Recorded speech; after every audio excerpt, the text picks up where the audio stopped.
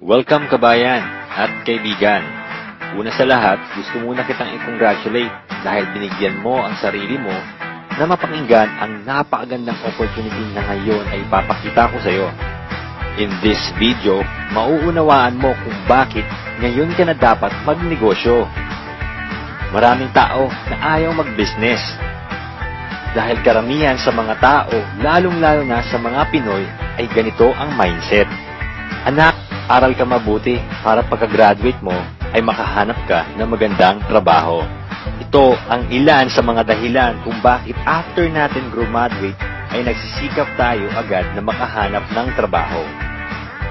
Walang masama doon, pero karamihan sa mga tao ay ito ang nagiging dahilan kapag inalok mo ng negosyo.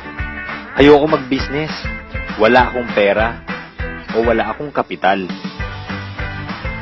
Diba kapag naghanap ka ng trabaho, kailangan mo ding mamuhunan sa pamasahe, medical, requirements, pagkain, clearances at kung ano-ano pa. Kung minsan nga, kinakailangan mo pang umutang para lang makumpleto ang mga requirements mo. Ang masaklap, paano kung hindi ka pa matanggap sa trabaho? Malamang, uulitin mo ito at mamumuhunan ka ulit. Ang iba naman ay sinasabi, wala akong time para dyan. Walang kaso yun. Pero ang mas malala, wala ka nang time, wala ka pang pera. Yun ang mas malala. Ganito naman ang dahilan ng iba. Hindi ko alam yan. Hindi ko hilig yan. Tanong, ang mga doktor ba ay pinanganak na doktor na? Ang mga engineer ba ay pinanganak na engineer na? Ang mga lawyers ba ay ipinanganak na lawyer na? Di ba hindi? Di ba nag-aral din sila at dati nilang hindi alam ang mga trabaho nila? Ikaw, linya o hilig mo ba ang ginagawa mo ngayon? Kung aalisin natin ang sweldo mo, gagawin mo pa rin ba ang trabaho mo? Maraming tao ginagawa nila ang alam nila, ang sinasabi nila at ang linya nila. Pero kulang pa rin at lagi silang kapos sa kita nila. Pero kung ito naman ang makakapagbabago ng buhay mo, kung ito ang makakapagbigay sa iyo ng mga pangarap mo, bakit di mo alamin? Bakit di mo linyahin? Bakit di mo aralin? May mga tao nagsasabing, ayoko mag-business. Naku, risky yan. Malulugi lang ako dyan. Hindi pa nga nasisimulan mag-business, iniisip na kaagad niya na malulugi siya. Nung nag-enroll ka ba sa paaralan at nagbayad ka ng tuition fee mo? Nagtanong ka ba na, what if hindi ka makapasa? What if hindi ka makagraduate? Nung nag-apply ka ng work sa kumpanya mo, natanong mo ba, what if di ko magawa ang trabaho? Lahat ng mga excuses na ito ay nagiging dahilan na lang ng mga tao ang hindi nila alam, hindi nila maiwasang hindi pumasok sa negosyo pagdating ng panahon.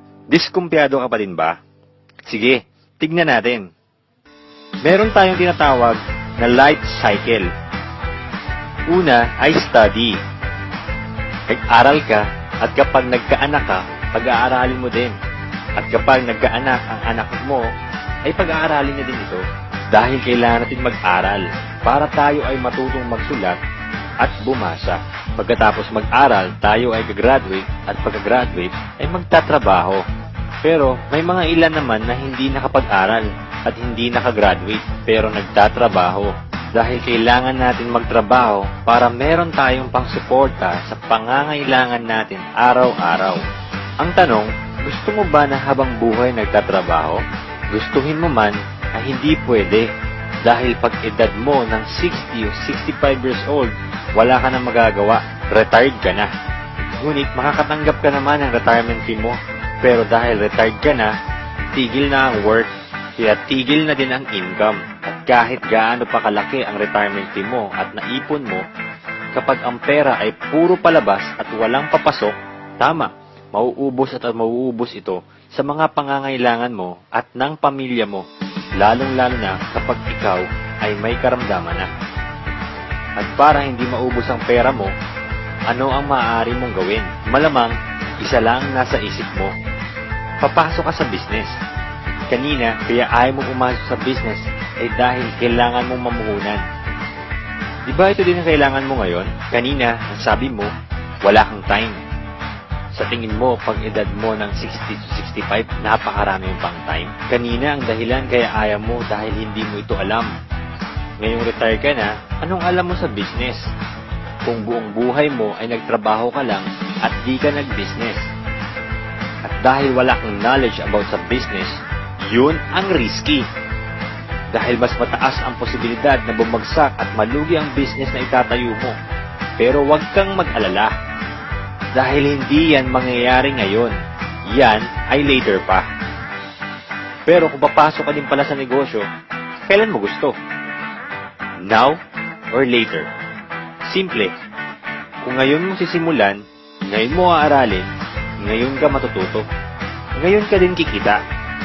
Pero kung later mo gagawin, later mo aaralin, later ka matututo, later ka din kikita.